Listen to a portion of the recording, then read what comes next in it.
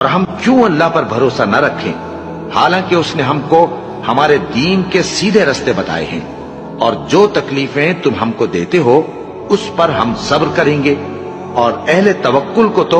اللہ ہی پر بھروسہ رکھنا چاہیے، اور جو اپنے پروردگار کی خوشنودی حاصل کرنے کے لیے مصائب پر صبر کرتے ہیں اور نماز پڑھتے ہیں، اور جو مال ہم نے ان کو دیا ہے اس میں سے پوشیدہ اور ظاہر خرچ کرتے ہیں اور نیکی سے برائی کو دور کرتے ہیں، یہی لوگ ہیں جن کے لیے عاقبت کا گھر ہے، یعنی ہمیشہ رہنے کے باغات جن میں وہ داخل ہوں گے، اور ان کے باپ دادوں اور بیویوں اور اولاد میں سے جو نیکوکار ہوں گے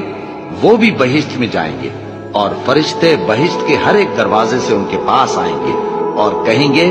تم پر سلام ہو، یہ تمہاری ثابت قدمی کا بدلہ ہے، اور عاقبت کا گھر خوب گھر ہے۔ اور اگر ہم انسان کو اپنے پاس سے نعمت بخشیں